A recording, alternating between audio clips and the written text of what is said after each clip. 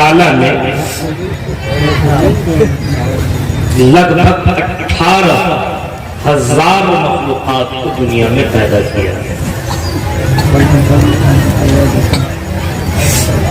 18,000 मखलूक़ात को अल्लाह ने पैदा फरमाया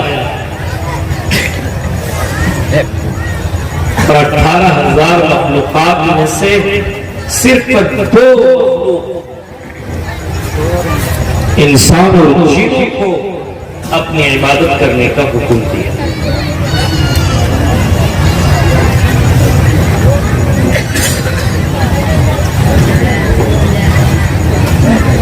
कि दुनिया में हमने तुम्हें पैदा किया है, तुम सब करो, खाओ पियो सब कुछ करो, बिल्डिंगें बनाओ, बैंक बैलेंस जमा करो, सब कुछ करो, लेकिन मेरे बंदे तेरी इबादत करना मत भूलो। वमा खलक़तुल जिन्न वल इंसा इल्ला लियअबुदून। हमने जिन और इंसानों को अपनी इबादत, अपनी भक्ति के लिए पैदा किया है। इंसान को हमने बनाया अपनी इबादत के लिए, अपनी पूजा करने के लिए, अपनी भक्ति करने के लिए, अपनी इबादत करने के लिए। और इसी इबादत को कराने के लिए अल्लाह तबारक व तआला ने कई मुनियों को दुनिया में भेजा।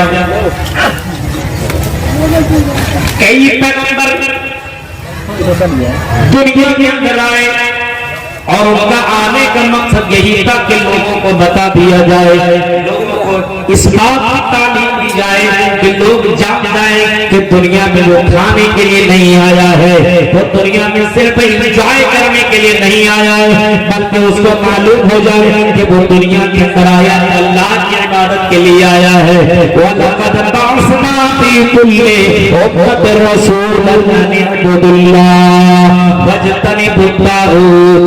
अपने जितने भी रसूल पैगंबर रसूलों ने दुनिया के अंदर हमने भेजा है, उन नबियों का, उन रसूलों को भेजने का मकसद ये अन इअ्बुदुल्लाह, एक अल्लाह की इबादत की जाए, एक अल्लाह की परस्तिश और पूजा की जाए, एक अल्लाह के सामने सर झुकाया जाए, वज्तनिबुत तागूत, और शिर्क से बचा जाए।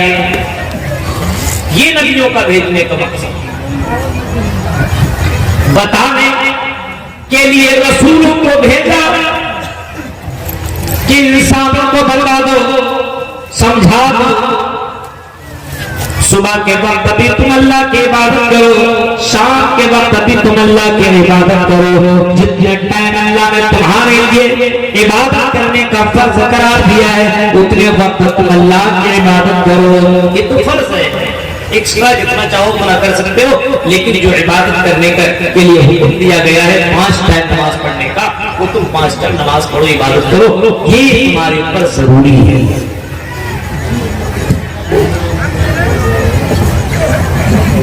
जब बंदा कलिमा ला इलाहा इल्लल्लाह पढ़ता है, इस्लाम के अंदर जैसे एंट्री करता है, इस्लाम के अंदर जैसे दाखिल होता है, तो 4 चीजें उसके ऊपर लागू हो जाती है। 4 चीजें। कोई भी बंदा, कोई भी मर्द या औरत कलिमा ला इलाहा इल्लल्लाह मुहम्मदुर रसूलुल्लाह का कलिमा पढ़ता है, अपनी जबान से कहता है कि अल्लाह के अलावा कोई पूजा योग्य नहीं है, अल्लाह के अलावा कोई इबादत के लायक नहीं है, अल्लाह के अलावा कोई पूजा के लायक नहीं है, अल्लाह के अलावा कोई ऐसी हस्ती नहीं है जिसके सामने सजदा किया जाए, जिसके सामने, जिसको छोड़ करके अल्लाह के अलावा कोई ऐसी जात नहीं है जिससे मांगा जाए। जब बंदा इस बात के इकरार करता है कि अल्लाह के अलावा कोई माबूद नहीं है, तो उसके ऊपर 4 चीजें वाजिब और फर्ज हो जाती हैं। 4 चीजें, वो क्या है? नमाज उसके ऊपर जरूरी फर्ज हो जाती है। यानी जैसे कलमा पढ़ता है, अब कैसे मुसलमान बन गया, अब नमाज उसके लिए जरूरी है, नमाज से उसको छुटकारा मिल है। मर्द हो या औरत हो, अमीर हो गरीब हो, आलिम हो जाहिल हो, दिल्ली में कमाने वाला हो, मुंबई में कमाने वाला हो, अगर कलेमा ला इलाहा इल्लल्लाह उसने पढ़ा है तो उसके लिए नमाज जरूरी है, फर्ज है।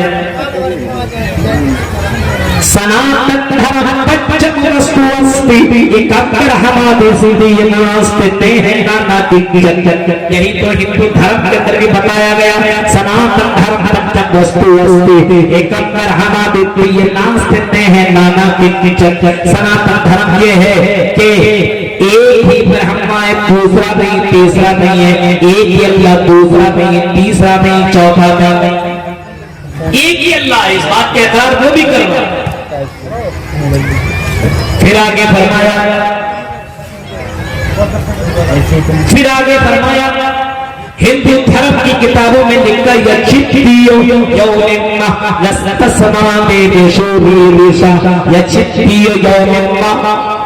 उसी से मांगो वही सब कुछ देने वाला है। उस भगवान के अलावा, अल्लाह के अलावा कोई तुम्हें कुछ भी देने वाला नहीं है।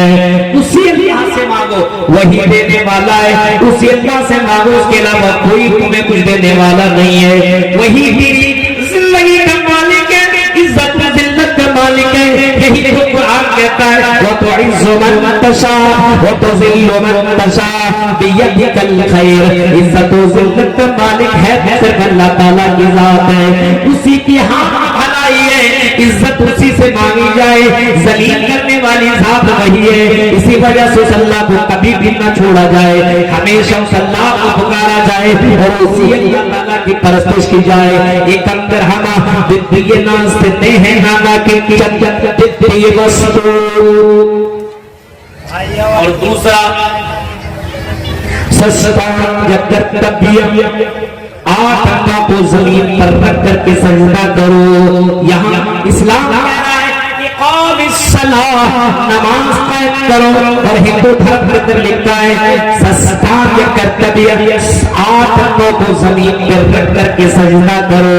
वहाँ भी सजदा और यहाँ भी सजदा, वहाँ भी नमाज और यहाँ भी नमाज।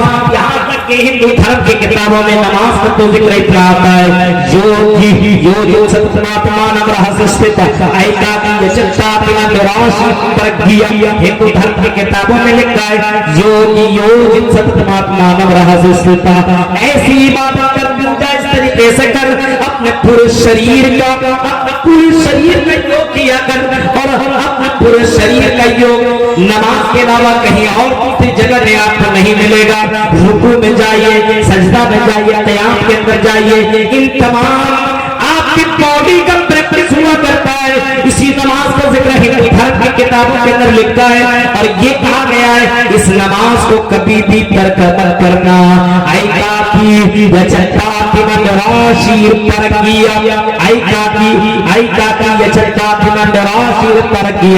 जब तुम ये इबादत करो, जब तुम नमाज पढ़ो तो पूरे ध्यान के साथ और पूरे इखलास के साथ, खुशू के साथ नमाज पढ़ा करो। नमाज पढ़ो तो तेरा ध्यान सिर्फ नमाज में लगना चाहिए। ये हिंदू धर्म की किताब कह रही है। और इस्लाम क्या कहता है?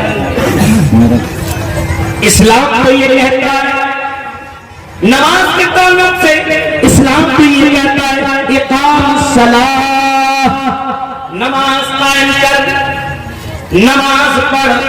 अल्लाह के रसूल के पास एक सहाबी आते और अल्लाह के रसूल कहते, अल्लाह के रसूल से सवाल करते हुए कहते, अल्लाह के रसूल ये बताइए, अखबिरनी बिअमलिन, अल्लाह के रसूल मुझे ऐसी खबर दीजिए, अल्लाह के रसूल मुझे ऐसी जानकारी दीजिए जिसको करके मैं जन्नत के अंदर चला जाऊं, वयुबाइदुनी मिनन नार, और अपने आप को मैं जहन्नम से बचा लूं।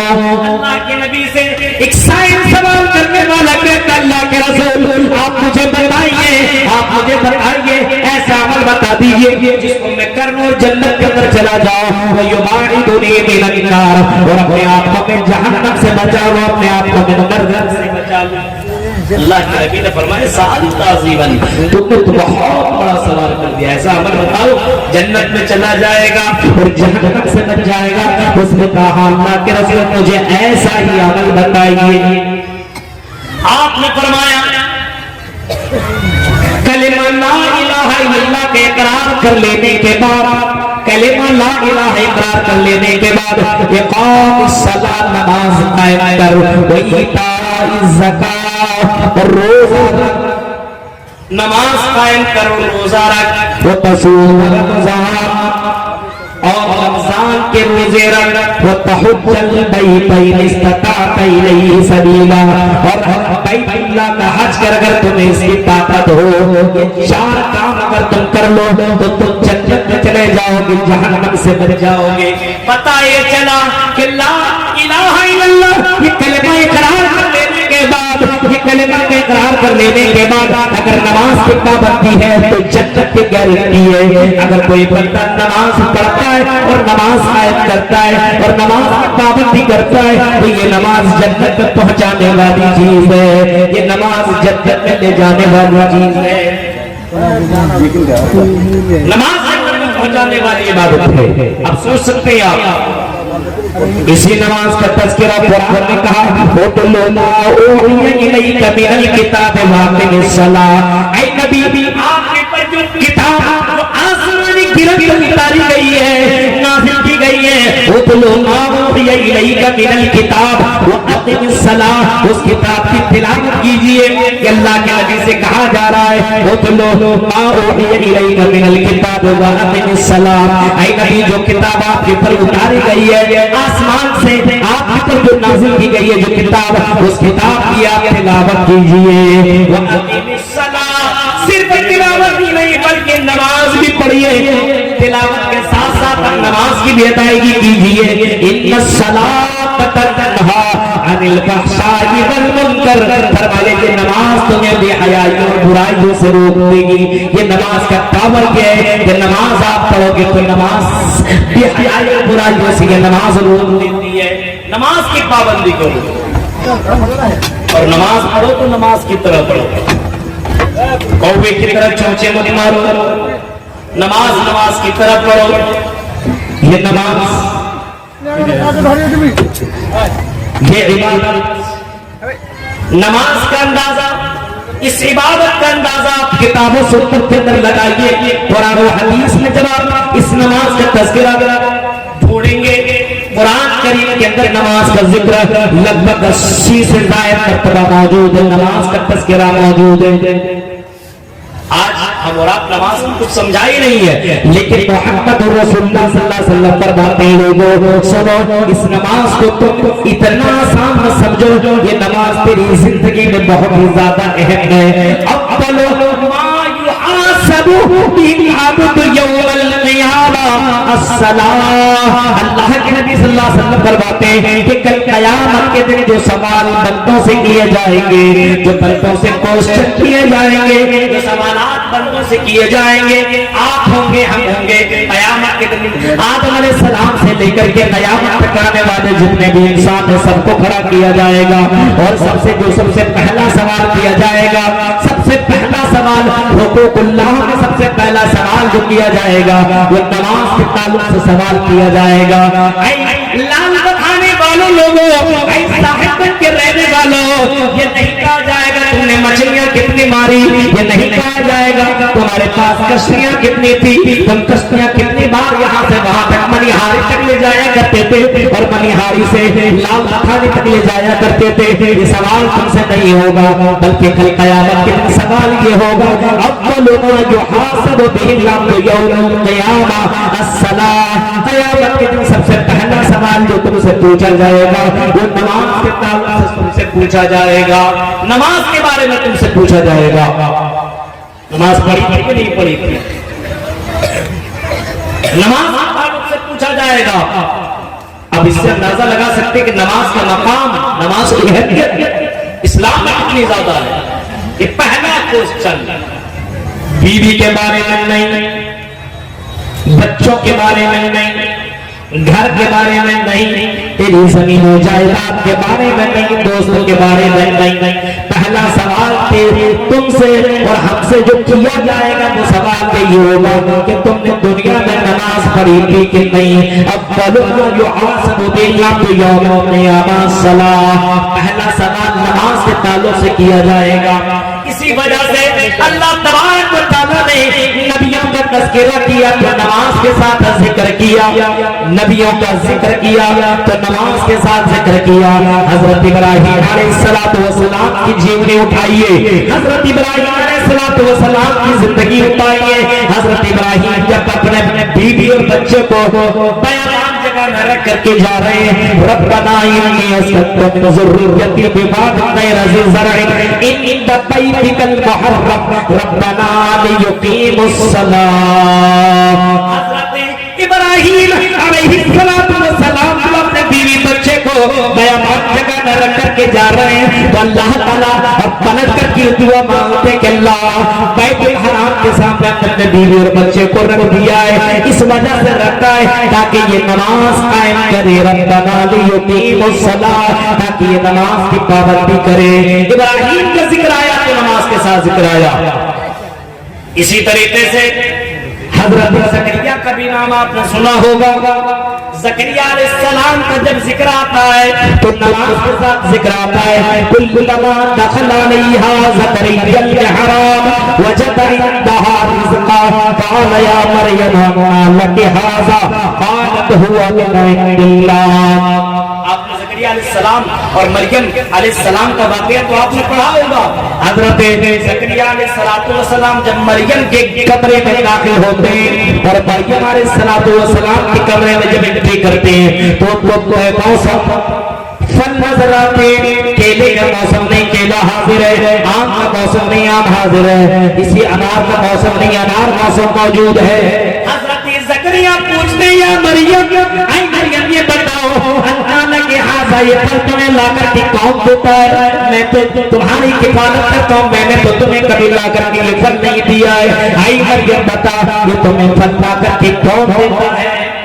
सवाल इस कुरान की शायद से मसला निकला कि नबियों को गैब का इल्म नहीं होता।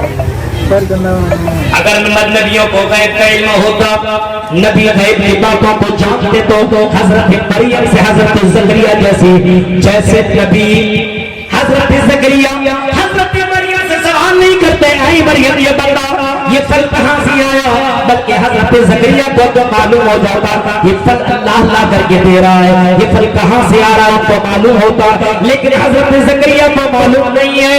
हजरत ज़करिया अलैहिस्सलातु वस्सलाम कह रहे हैं आई मेरी बेटी बता या मरियम अन्ना लकी हाज़ा, आई मरियम बता ये फल तुम्हें ला करके कौन दे रहा है। यहाँ से एक मसला ये भी मालूम होता है जब अपने बेटे अपनी बेटियों के पास अगर कोई सामान देखो उससे पूछताछ करो, उससे सवाल करो, है मेरी बेटी ये मोबाइल तो हमने तुम्हें नहीं दिया, ये रुमाल तो हमने तुम्हें नहीं दिया, ये कपड़े तो हमने तुम्हें नहीं दिए, ये तुम जो घड़ी पहन रही हो ये घड़ी तो हमने तुम्हें नहीं दी, है मेरी बेटी बता ये तुम्हें किसने दिया?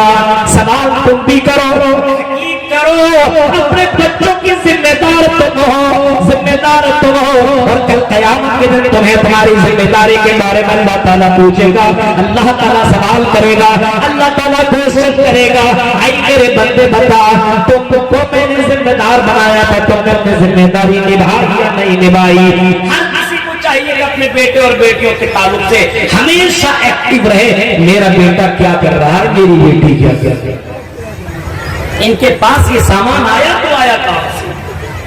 हजरत ज़करिया पूछ रहे आई मेरी बेटी मरियम या मरियम अन्ना लकी हाज़ा, आई मरियम ये कहां से आया?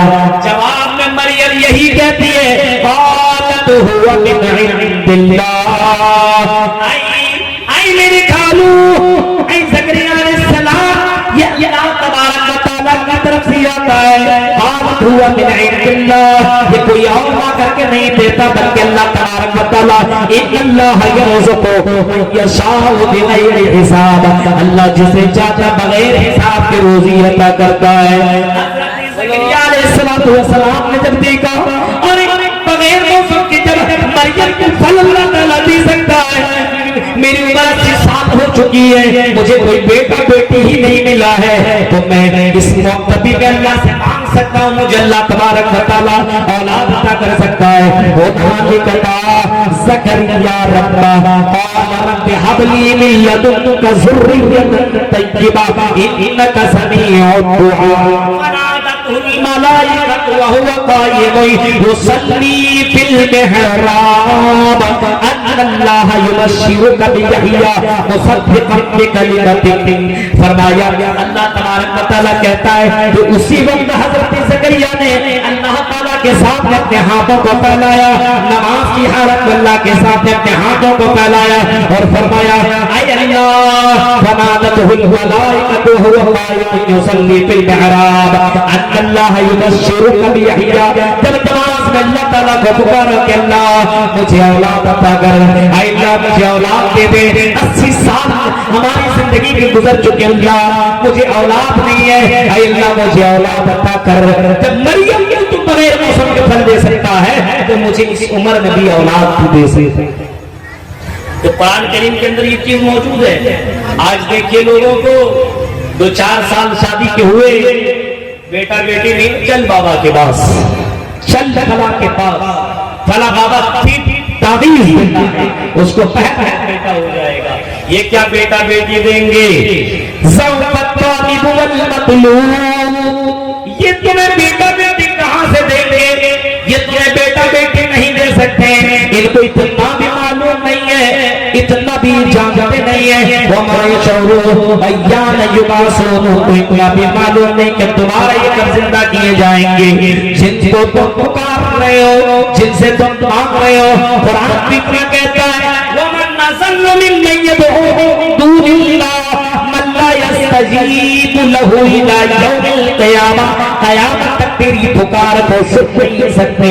जिन लोगों से तुम मांग रहे हो, जिनके पास तुम जाकर के सजदे करते हो, जिनके सामने तुम अपने पेशानी को झुकाते हो, बेटा बेटी मांगते हो, कुरान इसका बैकआउट किया है। और कुरान कहता है ये खुद कमजोर है, इतना कमजोर, इतना कमजोर कि कोई इतना भी पता नहीं कि तुम्हारा कब जिंदा किया जाएगा। इतना कमजोर, इतना कमजोर कि अगर सुन ले तो जवाब नहीं दे सकती। इतना कमजोर, इतना कमजोर है ये, अगर सुन ले तो तुम्हारी पुकार को सुनने के बाद ये जवाब नहीं दे सकते। पहली बात सुन नहीं सकते, अगर मान ले सुन ले तो सुनने के बाद वो जवाब देने की भी ताकत नहीं रखते। तो ये तुम्हें क्या बेटा बेटी देंगे? मानो उससे जिससे ज़करिया अलैहिस्सलाम ने मांगा। और मांगने के बाद अल्लाह तबारक व तआला ने हजरत ज़करिया अलैहिस्सलाम को अल्लाह ताला ने औलाद की बशारत सुनाई, यहया अलैहिस्सलाम की बशारत सुनाई। ऐ ज़करिया हम तुम्हें यहया अता कर रहे हैं।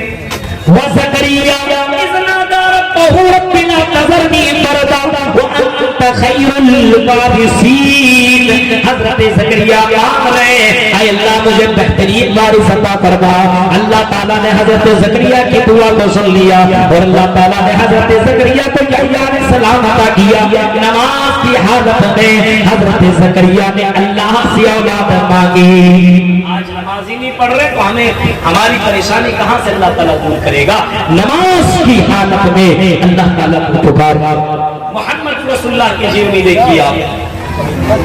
नबी अकरम जंगे बदर, आपने जंग नाम सुना होगा, जंगे बदर पहली जंग। मोहम्मद रसूलुल्लाह की जीवनी को देखो। नबी अकरम इस जंग की अहमियत को जान रहे हैं। मैदान जिहाद के अंदर मोहम्मद रसूलुल्लाह उनको मालूम है ये जंग ऐसी है, ये 313 की तादाद में मुसलमान है। अगर ये तादाद खत्म हो गई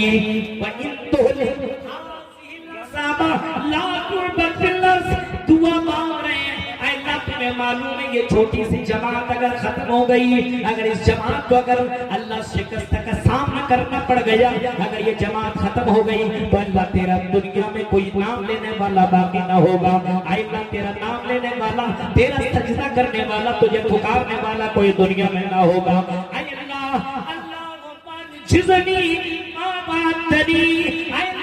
जो मुझसे वादा किया उसको पूरा कर। अल्लाह इन काफिरों के लिए तो काफी हो जा। अल्लाह के नबी ये नमाज में दुआ कर रहे हैं, सजदे की हालत में है मोहम्मद रसूलुल्लाह, सजदे की हालत में और बाकायदा ये दुआ मांग रहे हैं अल्लाहुम्मा जज़नी मा वअदतनी अल्लाहुम्मा इन तहलिक हाज़िल असहाब ला तुअबद फिल अर्ज़। अल्लाह ये छोटी सी जमात अगर खत्म हो गई तो अल्लाह तेरा नाम लेने वाला कोई बाकी ना होगा। अल्लाह ताला को जोश आया, मेरा बंदा सजदे में मुझे पुकार रहा है, आई मोहम्मद हम तुम्हारे लिए काफी हैं, आई मोहम्मद घबराने की जरूरत नहीं है, अल्लाह तेरे साथ है।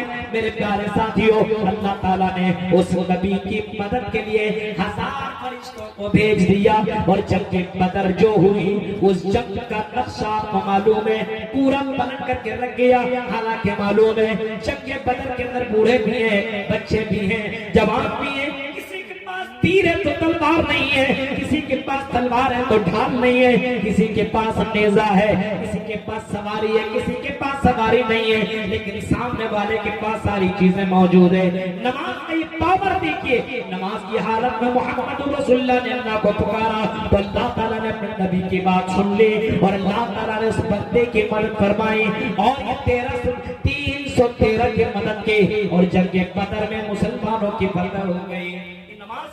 ये नमाज की अहमियत का अंदाजा आप लगा सकते हैं। मेरे भाई जरा गौर कीजिए, इसी नमाज का जिक्र तो हजरत ईसा अलैहिस्सलाम के साथ भी नमाज, मरियम अलैहिस्सलाम का नाम आपने सुना? मरियम अलैहिस्सलाम बगैर निकाह किए हुए अल्लाह तबारक व तआला ने हजरत मरियम के बतन से हजरत ईसा अलैहिस्सलाम को पैदा किया। अल्लाह ताला हर चीज पर कादिर है, कुछ भी कर सकता है। लोगों के पास जब मरियम अलैहिस्सलाम पहुंची, लोगों ने कहा या मरियम, आई मरियम ये बताओ, आई मरियम ये बताओ, या हारून माकान अबू के माकान तुमो के बगिया, आई मरियम ये बताओ तुम्हारा भाई तो बुरा नहीं था, तेरा बाप भी बुरा नहीं था। आई मरियम ये बताओ तुम्हारा बाप भी बुरा नहीं, तेरा भाई भी बुरा नहीं, ये बच्चा तुमने शादी के बगैर तेरे बतन से, तेरे पेट से ये बच्चा कैसे हुआ, तुमने नगर काम कैसे कर लिया? हजरत मरियम अपनी ज़बान से कुछ नहीं बोलती है, उसको अल्लाह की तरफ से यही ऑर्डर आता है कि तुम कुछ मत बोलना, बल्कि बच्चे की तरफ इशारा कर देना। फ़अशारत इलैहि, हजरत मरियम उस बच्चे की तरफ इशारा कर देती है, बच्चे की तरफ इशारा कर देती है। लोग कहते कालू कैफा नुकल्लिमु मन काना फिल महदी सबिया, ये बच्चा कैसे बोल सकता है, ये दूध पीता हुआ बच्चा, ये 2-3 दिन का बच्चा है, ये बच्चा हमसे कैसे कलाम करेगा, कैसे बातें करेगा? लोग यही सवाल कर रहे थे कि बच्चा बोल पड़ा। अल्लाह ताला ने उस बच्चे को बोलने की शक्ति दे दी, बोलने की ताकत दे दी, बच्चा बोल पड़ता। क़ाल इन्नी अब्दुल्लाह आतानियल किताब व जअलनी नबिय्या व जअलनी मुबारकन ऐनमा कुन्तु औसानी बिस्सलाति वज़्ज़काति मा दुम्तु हय्या। ऐ लोगों, मैं अल्लाह का बंदा हूँ, इन्नी अब्दुल्लाह आतानियल किताब व जअलनी नबिय्या, मुझे अल्लाह ने किताब दिया है और अल्लाह ताला ने मुझे नबी बनाया है। फिर आगे हजरत ईसा अलैहिस्सलाम कहते हैं वजालनी मुबारकन ऐनमा कुन्तु औसानी बिस्सलात, मुझे नमाज पढ़ने का हुक्म दिया गया है, मुझे नमाज का ऑर्डर दिया गया है। मेरे प्यारे साथियों, हजरत ईसा अलैहिस्सलाम का जिक्र आता है तो नमाज के साथ जिक्र आता है, मूसा का जिक्र आया तो नमाज के साथ जिक्र आया, मूसा अलैहिस्सलाम का जिक्र आया तो नमाज के साथ जिक्र आया। अल्लाह के नबी सल्लल्लाहु अलैहि वसल्लम जब मेराज पर गए, मेरे भाइयों गौर करो, दुनिया के अंदर ये नमाज, रोजा, हज, ज़कात, ये सारी इबादतें जो आपको नजर आ रही हैं, नमाज को छोड़ करके रोजा, हज और इसके अलावा ज़कात, ये जमीन की सरजमीन के ऊपर, ये जमीन की धरती में ये फर्ज हुई। लेकिन जब नमाज की बारी आई तो अल्लाह ताला ने अर्श के ऊपर अपने नबी को बुलाया, अर्श के ऊपर मोहम्मद रसूलुल्लाह को बुलाया, आओ मेरे बंदे को लेकर के आओ। जब जिब्राइल अलैहिस्सलातु वस्सलाम दुर्रा जैसे सवारी में सवार करके हजरत मोहम्मद रसूलुल्लाह को लेकर के जा रहे हैं, चलिए मोहम्मद चलिए, अल्लाह ताला ने आपको आसमान के ऊपर बुलाया है। अल्लाह के नबी सल्लल्लाहु अलैहि वसल्लम बुर्राक में सवार हैं और बुर्राक की रफ्तार मोहम्मद रसूलुल्लाह बयान करते हैं, जहां तक मेरी नजर जाया करते थे बुर्राक का एक कदम उतना दूर तक हुआ करता था। बुर्राक पर मैं बैठकर चंद सेकंडों के अंदर पहले आसमान में पहुंचा, दरवाजे में दस्तक हुई, दरवाजा पूछा गया कौन, जवाब में कहा गया जिब्राइल। फिर पूछा गया तेरे साथ कौन, जवाब में कहा गया मुहम्मदुर रसूलुल्लाह। कहा अहलन व सहलन व मरहबा, मोहम्मद के लिए आना मुबारक हो। पहला दरवाजा आसमान का दरवाजा खोल दिया गया। पहले दरवाजे में पहले आसमान में हजरत आदम अलैहिस्सलाम से मुलाकात हुई। फिर दूसरा दरवाजा खोला गया, फिर तीसरा आसमान का दरवाजा खोला गया, चौथा, पांचवा, छठा, सातवां, ये 7 दरवाजे खोल दिए गए। और 7 के बाद मोहम्मद रसूलुल्लाह अकेले अल्लाह तक पहुंच गए। जिब्राइल वहीं गए और आगे मोहम्मद सल्लल्लाहु अलैहि वसल्लम गए। वहां पे अल्लाह तबारक व तआला ने नमाज दी, 50 वक्त की नमाज। जाओ तुम्हारे पर 50 वक्त की नमाज और तुम्हारी उम्मत के ऊपर 50 वक्त की नमाज फर्ज है। नीचे आए, मूसा अलैहिस्सलाम मिले, क्या मिला अल्लाह से, नमाज मिली है। कितने वक्त की नमाज मिली है? ज्यादा नहीं, 50 वक्त की नमाज पढ़नी है। मेरी उम्मत के लोग 2 टाइम नमाज नहीं पढ़ती थी। मेरी उम्मत, मेरे कौम के लोग 2 टाइम नमाज पढ़ने को तैयार नहीं। ये 50 वक्त तेरी उम्मत कैसे नमाज पढ़ेगी? जाओ कम करा के आओ। हजरत मोहम्मद रसूलुल्लाह हजरत मूसा की बात करके ऊपर जाते हैं, फिर 10 कम करा के आते हैं। फिर मूसा कहते हैं इतना नहीं चलेगा, 40 भी ये कौम ये उम्मत नहीं पढ़ पाएगी, जाओ कम कराओ। फिर गए, फिर 10 कम कराए, फिर नीचे आए, कितनी कम हुई? बोला 10 और कम हो गई है, 30 बची है। कहा कि इतनी भी ये तेरी उम्मत नमाज नहीं पढ़ेगी, जाइए कम कराइए। फिर और 10 कम हो गई, फिर और 10 कम हो गई, फिर और 5 कम हो गई। यानी कुल मिलाकर के 5 वक्त की जब नमाज बची, हजरत मूसा अलैहिस्सलाम कहते हैं ये तेरी उम्मत 5 वक्त की भी नमाज नहीं पढ़ेगी, क्योंकि मेरी उम्मत 2 टाइम नमाज नहीं पढ़ा करती थी। अल्लाह के नबी कहते हैं मुझे शर्म आ रही है, बार बार मैं अल्लाह के पास नमाज कराने के लिए जाऊं। पता है चला मूसा अलैहिस्सलाम की जिंदगी में नमाज थी, नमाज वो लोग पढ़ते थे, लेकिन 2 टाइम। अल्लाह के नबी सल्लल्लाहु अलैहि वसल्लम आए 5 वक्त लेकर के। कुछ लोग सोच रहे हैं एक बार और चले जाते तो 2 ही तो बचता मेरे भाइयों, लेकिन ऐसा नहीं है। 5 वक्त की नमाज पढ़ने का हुक्म है, लेकिन ये भी हुक्म है अगर कोई बंदा 5 टाइम नमाज अदा करेगा, 5 वक्त की नमाज पढ़ेगा, तो उसको 50 वक्त का सवाब मिलेगा, 50 वक्त का सवाब मिलेगा। इस नमाज की अहमियत का अंदाजा लगाओ। लामता थाने के लोगों का ताला ने अर्श के ऊपर बोला करके मोहम्मद रसूलुल्लाह को ये तोहफा दिया, और अल्लाह के नबी इस तोहफे से इतना ज्यादा खुश हुए, इतना ज्यादा खुश हुए। आपने कभी फरमाया था कुर्रतु ऐनी फिस्सलाह, कुर्रतु ऐनी फिस्सलाह, कुर्रतु ऐनी फिस्सलाह। वो लोगों ये नमाज मेरी आंखों की ठंडक है। आपने फरमाया था नमाज मेरी आंखों की ठंडक है, नमाज मेरी आंखों की ठंडक है। इस नमाज की अहमियत का अंदाजा आपको अगर लगाना हो तो जरा देखो मोहम्मद रसूलुल्लाह की जीवनी को, और लास्ट में नबी अकरम की वफात का टाइम है। मोहम्मद रसूलुल्लाह के ज़बान से निकलने वाले जुमले को सुनो। अल्लाह के रसूल सल्लल्लाहु अलैहि वसल्लम आखिरी पोजीशन में, आपकी जिंदगी से रूह निकलने वाली है, आपके जिस्म अतहर से रूह से परवाज़ करने वाली है, बस आपकी ज़बान हिल रही है। हजरत उम्मे सलमा कहते हैं मैंने कान लगा करके मोहम्मद रसूलुल्लाह की ज़बान में आपके होठों के पास अपने कान लेकर के गई, और मैं चेक कर रही थी कि अल्लाह के नबी की ज़बान से जो जुमले निकल रहे हैं वो कौन से जुमले निकल रहे हैं। हजरत उम्मे सलमा कहती हैं कि मैंने जब चेक किया तो अल्लाह के नबी सल्लल्लाहु अलैहि वसल्लम की ज़बान से ये जुमले निकल रहे थे, अस्सला अस्सला अस्सला व मा मलकत ऐमानुकुम। ऐ लोगों नमाज नमाज नमाज की पाबंदी करना, तुम अपने वर्कर के साथ अच्छा सलूक करना। नमाज आखिरी वक्त में अल्लाह के नबी कह रहे नमाज की पाबंदी। अल्लाह के नबी को मानते हो, रग रग में है नबी नबी। देख रहे नबी, नबी की आमद मरहबा, नबी की आमद मरहबा, नबी की आमद मरहबा। और उनसे अगर पूछा जाता क्या तुमने फजर की नमाज पढ़ी है, नमाज क्या पढ़ी? नबी की आमद मरहबा, नबी से मोहब्बत है, या नबी नबी नबी तो कह देता है, रग रग में नबी नबी, लेकिन हफ्ते में नमाज पढ़ता है कभी कभी।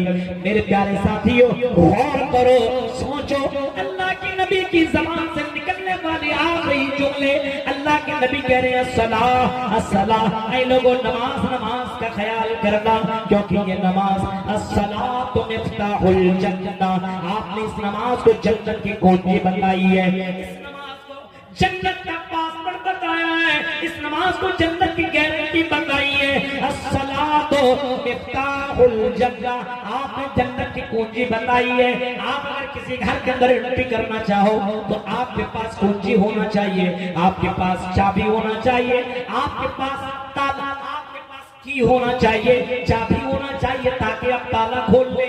मोबाइल में आपके पास पासवर्ड लगा हुआ है, आप मोबाइल कैसे खोलेंगे? पासवर्ड होना चाहिए आपके पास।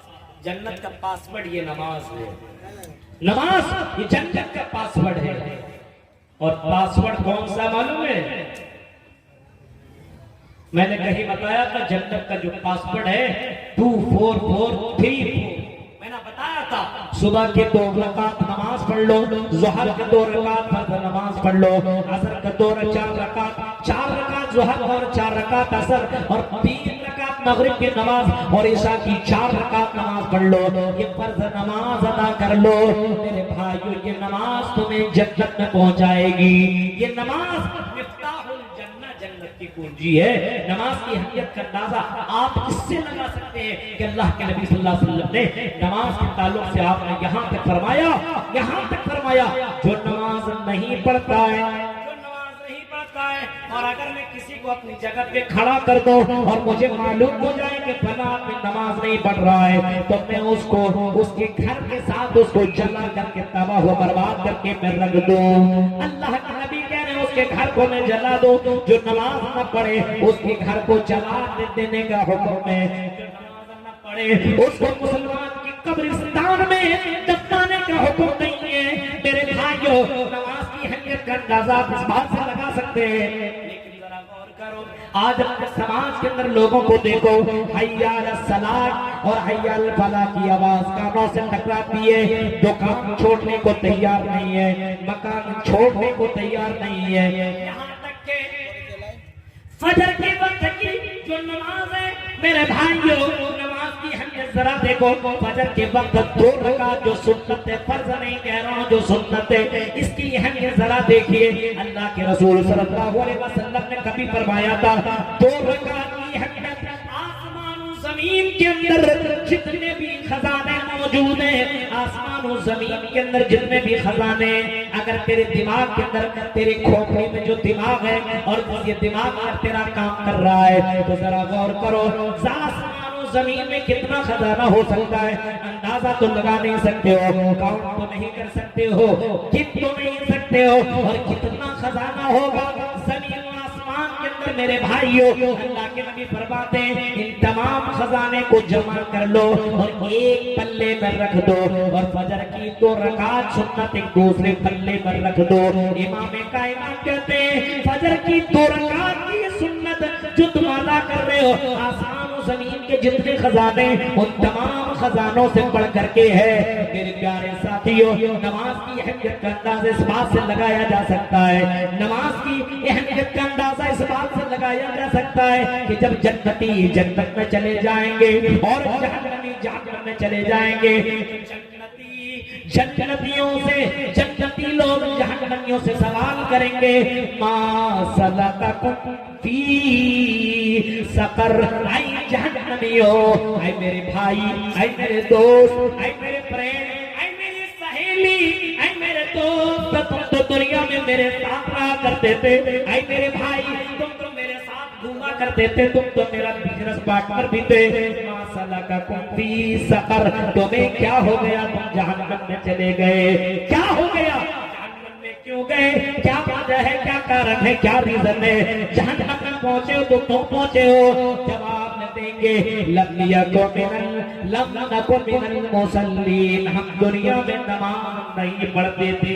ये नहीं कहेंगे, पहला जवाब तो देंगे वो यही कहेंगे हम नमाज नहीं पढ़ते। गौर कीजिए, नमाज की अहमियत का अंदाजा देख रहे हैं।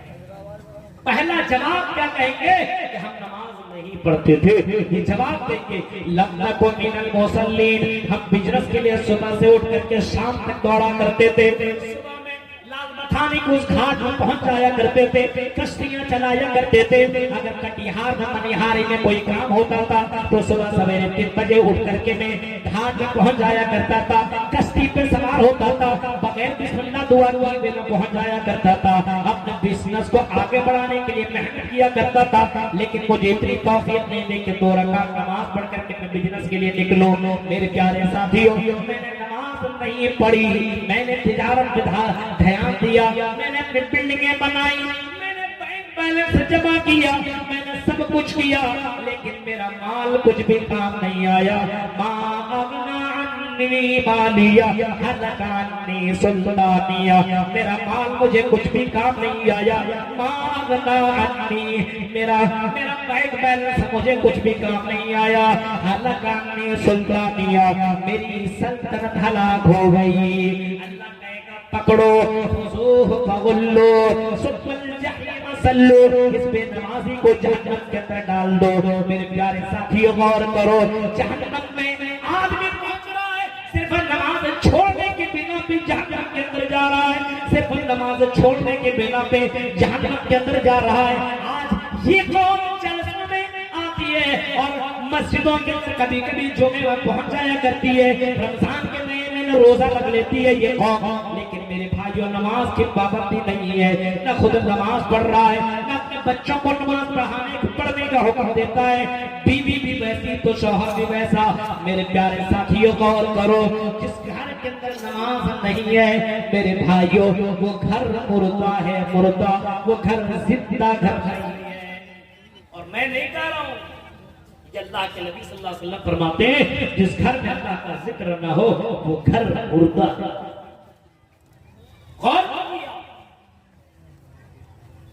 नमाज की इतनी सारी अहमियत है और इतना कुछ मकाम है इस्लाम, लेकिन आज लोग सोचता है नमाज तो मौलवियों के लिए, नमाज बुजुर्गों के लिए, नमाज हम जैसे नौजवानों के लिए थोड़ी है।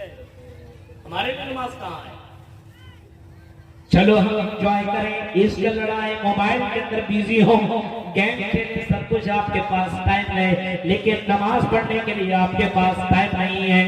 आपके पास नमाज पढ़ने के लिए टाइम नहीं है, आपके पास वक्त नमाज के लिए नहीं है।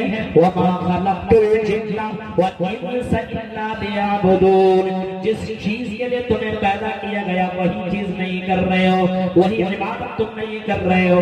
मेरे प्यारे साथियों गौर करो, अल्लाह के नबी सल्लल्लाहु अलैहि वसल्लम नमाज के ऊपर इतना ज्यादा लोगों को फोकस किया करते थे, यहाँ तक कि नमाज की अहमियत का अंदाजा आप लगा सकते हो।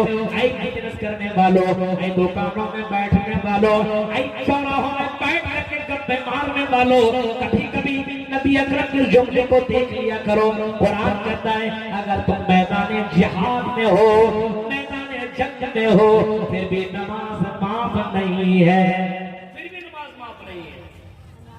मैदान जिहाद में हो, पैसा पुंदारी मुसलात फलते तुम तुम के नुमा का पर या फरमाया अगर तुम मैदान जिहाद में हो, मैदान जिहाद में हो, तब भी नमाज माफ नहीं है।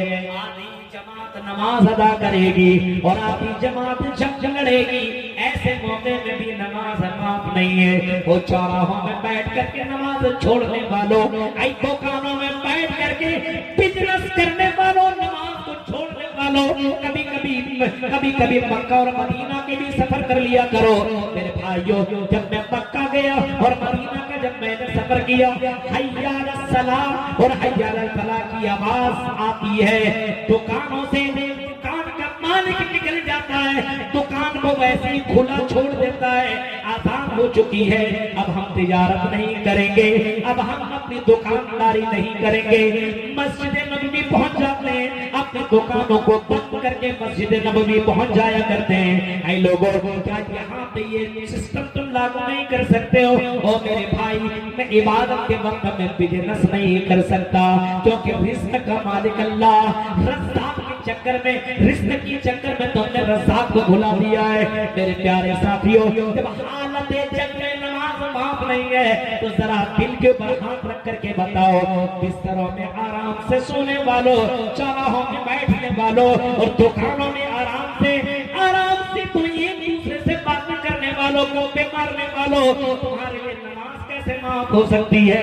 ये नमाज न बुजुर्गों के लिए माफ है, न ये नमाज मौलवियों के लिए माफ है, न ये नमाज यूनिवर्सिटियों में पढ़ने वालों के लिए माफ है, न ये नमाज कॉलेजों में और स्कूलों में पढ़ने वाली लड़कियों के लिए माफ है।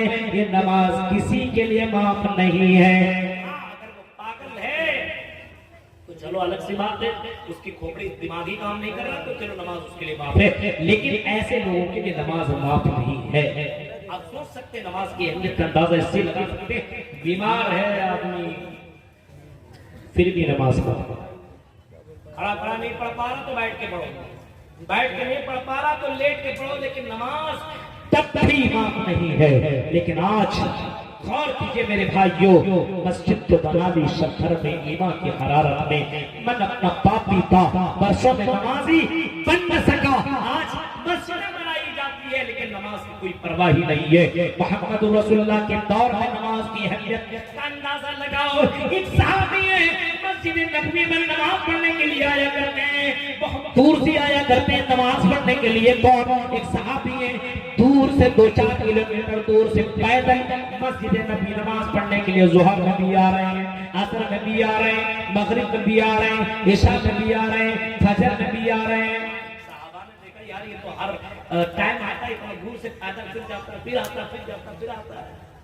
इसके लिए हम लोग सवारी के इंतजाम कर देते हैं। चंदा उंदा उठाया, उसको बुलाया और कहा कि बड़े दूर से आप नमाज पढ़ने के लिए आते हैं, आने में और जाने में आपको काफी ज्यादा टाइम लगता है। आई मेरे भाई, हमने आपस में मशवरा किया है और हम आपके लिए सवारी का इंतजाम कर देते हैं ताकि आप सवारी में बैठ करके नमाज पढ़ने के लिए आया करें। उस सहाबी ने जो जवाब दिया था, कान खोल कर सुनो ना बताने के मुसलमानों, जवाब दिया था नहीं मुझे सवारी नहीं चाहिए, मैं इस वजह से मैं नमाज पढ़ने के लिए पैदल जाता हूँ क्योंकि मैंने मोहम्मद रसूलुल्लाह की ज़बान से सुना था, जो पैदल नमाज पढ़ने के लिए आए एक एक कदम पे उसके एक एक गुनाह मिट जाते हैं और एक एक सवाब उसके नाम में बढ़ जाते हैं। मैं चाहता हूँ कि जब मैं इंतकाल करूँ तो मेरी नेकियों का पल्ला भारी हो जाए और मेरे गुनाह खत्म हो जाएं। वो पैदल लाया करता था, सिर्फ गर्मी में नहीं, ठंडी में, बरसात में, हर मौसम में। मेरे भाइयों तसव्वुर करो, सोचो, आज हमारा ईमान इतना कमजोर है, बगल में है मस्जिद लेकिन नमाज के लिए मोहने नहीं पहुंच पाते हैं। रात तकरीर होगी आपको नहीं, मस्जिद का अंदाजा लगा लीजिएगा, जाकर के देख लीजिएगा कितने लोग नमाज पढ़ेंगे। गौर कीजिए मेरे भाइयों, नमाज इस्लाम में इस तरीके से इतनी ज्यादा अहमियत नमाज की है, इतनी ज्यादा अहमियत है कि अल्लाह के नबी सल्लल्लाहु अलैहि वसल्लम ने यहाँ पे फरमाया, बैनल अब्द वल कुफ्र तर्कुस सलाह। एक बंदा और काफिर में, मुसलमान और काफिर में फर्क करने वाली चीज नमाज है। अगर नमाज है तो मुसलमान है और नमाज नहीं है तो मुसलमान नहीं है। नमाज है तो उसके पास दीन है, नमाज नहीं है तो उसके पास दीन नहीं है। ला सलात लिमन ला दीन अल्लाह, जिसके पास नमाज नहीं है उसके पास दीन ही नहीं है। कितना बड़ा दाढ़ी टोपी कुत्ता पाजामा वाला हो, वाला क्यों ना हो, अगर नमाज नहीं है, नाम अब्दुर्रहमान रखा, इब्राहिम रखा है, सलमान रखा, कामा रखा है, कुलसूम रखा है, रुकैया रखा है, नाम से कुछ नहीं होता है। मेरे प्यारे साथियों, अगर नमाज नहीं है तो फिर मुसलमान नहीं है। वोटर लिस्ट में, आधार कार्ड में तेरा तो यहाँ पे मुसलमान दर्शाया जा रहा है, लेकिन कल क़यामत के दिन अल्लाह के कसम जब अल्लाह ऐलान करेगा और सजदे का हुक्म देगा, कुरान कहता है यौम युक्शफु अन साक़िन व युदअूना इला सुजूदी फला यस्ततियून। कल क़यामत के दिन अल्लाह ताला जब अपनी पिंडी खोल देगा और जब लोगों को सजदे का हुक्म देगा कि सजदे में चले जाओ, आओ दुनिया में सजदा किया करते थे, यहाँ भी सजदा कर लो, और मेरे बंदो सजदे में गिर पड़ो। अल्लाह का जब ऑर्डर होगा फला यस्ततियून, ये बेनमाजी लोग सजदा नहीं कर पाएंगे, जो दुनिया में नमाज नहीं पढ़ते कल क़यामत के लिए भी सजदा नहीं कर पाएंगे। खाशियतन अबसारुहुम तरहकुम ज़िल्ला व क़द कानू युदअूना इला सुजूदी व हुम सालिमून। नमाजियों का चेहरा इतना ज्यादा मुरझा जाएगा कि जलील रुसवा हो जाएंगे, लोग सजदे में होंगे और ये लोग ऐसे खड़े होंगे। ऐसा क्यों होगा? कुरान कहता है जब मुअज्जिन दुनिया में पुकारा करता था और नमाज के लिए बुलाया करता था। मौलवी नमाज के ऊपर तकरीरें करता था।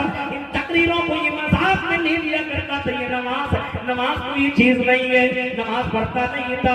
इनके पास मोबाइल देखने का टाइम था, इनके पास बाजारों में घूमने का टाइम था, इनके पास ईयरफोन लगा करके गाना सुनने का टाइम था, इनके पास गप्पे मारने का टाइम था, इनके पास इश्कबाजी करने का टाइम था, इनके पास लड़कियों से बातें करने का टाइम था, लेकिन इनके पास नमाज पढ़ने का टाइम नहीं था।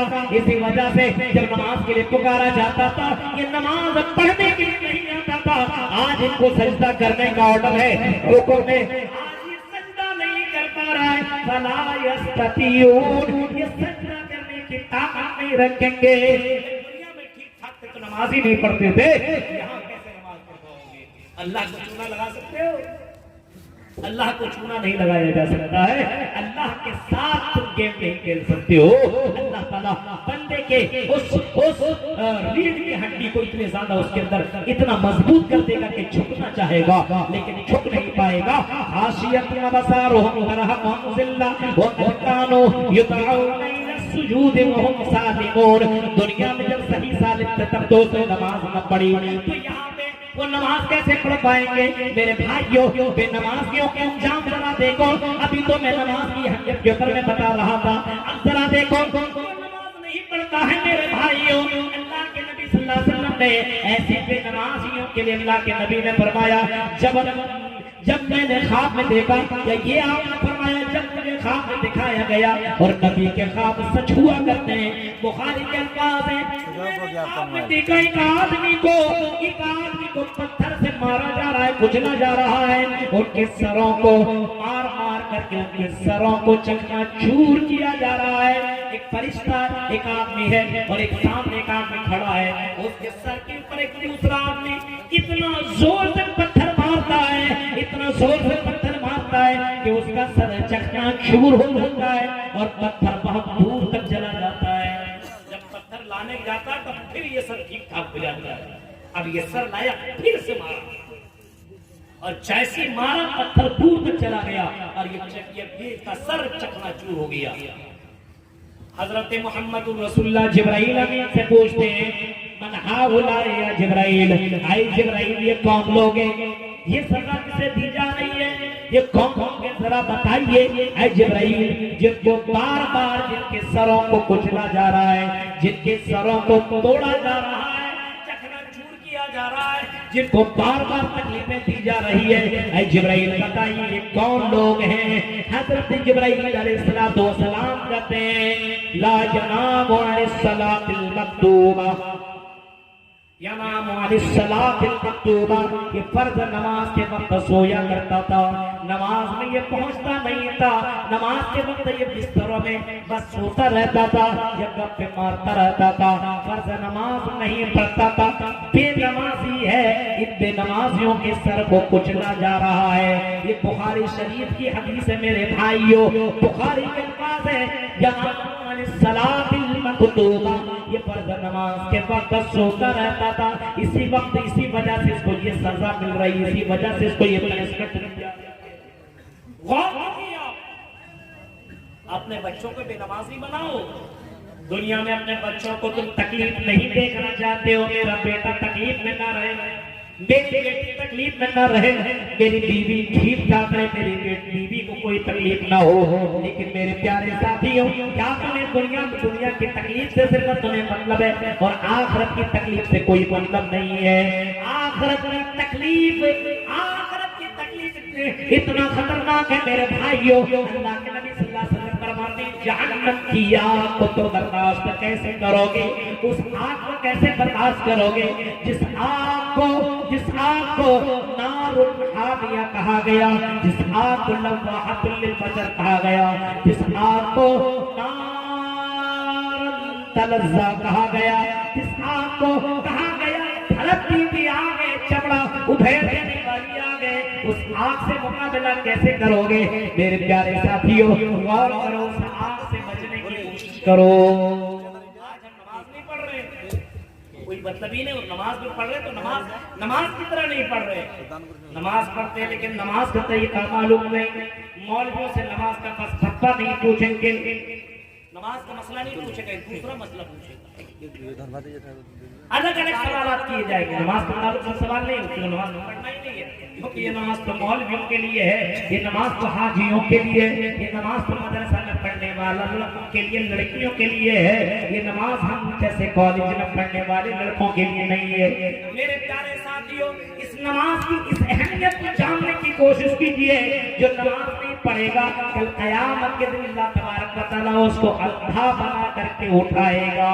आज तेरे पास देखने की शक्ति है, आज तुम्हारे पास देखने की जो शक्ति पावर है, कल क़यामत के दिन तुम्हें अंधा बनाया जाएगा। जो बेनमाजी मर्द या औरत है, सुनो, लड़कियों, लाल बताने के नौजवान मेरे भाइयों, अल्लाह तबारक व तआला फरमाता है जिक्र रहमान, जो अल्लाह का जिक्र नहीं करता है और अल्लाह के जिक्र से जो दूर रहता है, वह नहशुरुहु यौमल क़ियामति अमा, कल क़यामत के दिन हम उसे अंधा बना करके उठाएंगे।